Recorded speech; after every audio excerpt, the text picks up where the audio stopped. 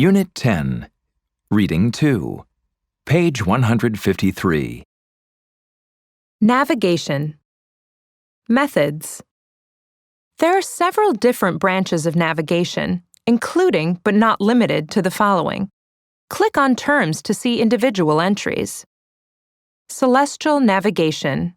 Using observed positions of the sun, moon, stars, and sometimes planets to navigate at sea. Pilotage. Using visible, natural, and man-made features such as human-made sea marks and beacons, sometimes with the aid of a nautical chart or map of marine and coastal areas. Dead reckoning. Using course and speed to determine position. Off-course navigation. Deliberately aiming to one side of the destination to allow for variability in the heading, direction. Electronic navigation. Using electronic equipment such as radios and satellite navigation systems to follow a course, e.g., Electronic Chart Display and Information System, ECDIS, an electronic alternative to printed nautical charts. Position fixing. Determining current position by visual and electronic means. Collision avoidance using radar. History. Navigation is the science of accurately determining one's location and then planning and following a route. The earliest form of navigation was land navigation. This relied on physical landmarks to chart the journey from one place to another. Away from land, one must use other markers in order to navigate successfully. One modern way to do this is to keep track of one's position using longitude and latitude. These are two kinds of imaginary lines drawn on maps or globes representing the Earth. Latitude is distance north or south of Earth's equator. Longitude is distance east or west of the Greenwich meridian, an imaginary line that runs from the North Pole to the South Pole and through Greenwich, England. Marine navigation may have begun when prehistoric people attempted to guide a vessel, perhaps a log, across the water using familiar coastal landmarks. In the pre-modern history of human migration and nautical exploration, a few peoples have excelled as seafarers. Prominent examples include the Polynesians and the Micronesians of the Pacific Ocean. The Polynesian navigators routinely crossed thousands of miles of open ocean to reach tiny islands. They used only their own senses and knowledge of the sea that was passed down from generation to generation. In eastern Polynesia, navigators memorized extensive catalogs of information in order to help them navigate at various times of day throughout the year.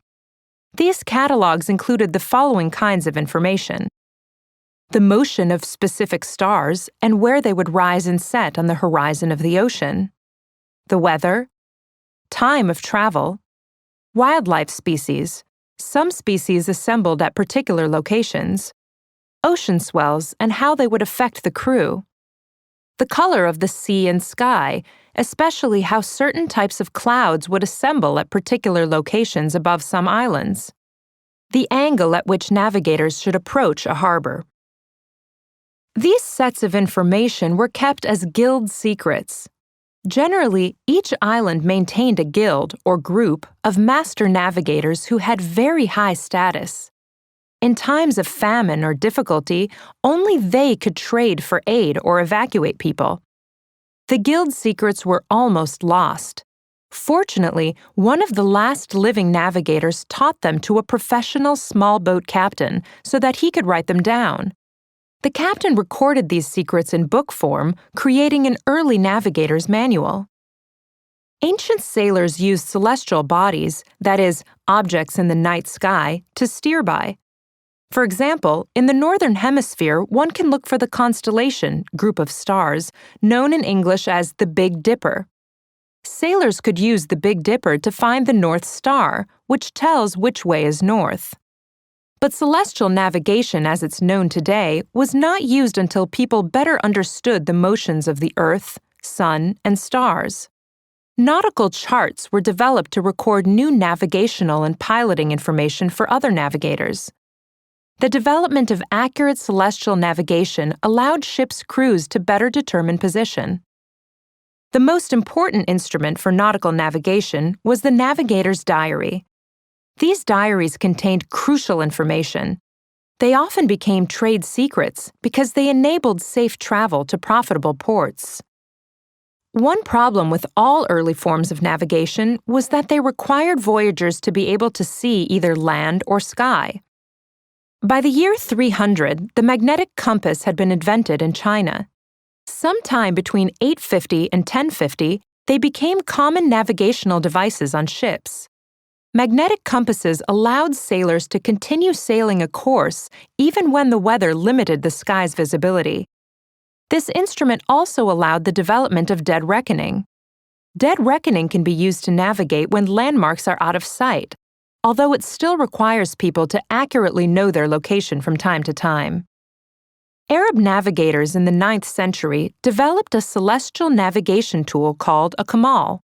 A kamal consists of a wooden rectangle and a length of rope with evenly spaced knots. Navigators used this instrument to measure the angle of a particular star above the horizon, which allowed a navigator to determine the ship's latitude. Arab navigators were very successful with using this device, establishing trade networks from the Atlantic Ocean and Mediterranean Sea to the Indian Ocean and China Sea. Navigators from India and China later adopted use of the kamal. A limitation of the kamal is that it's mainly useful only in lower latitudes or regions relatively near the equator. After Isaac Newton published the Principia in 1687, navigation was transformed. Mathematics was applied to the study of nature, and the entire world was measured using essentially modern latitude instruments and the best available clocks. In 1730, the sextant was invented.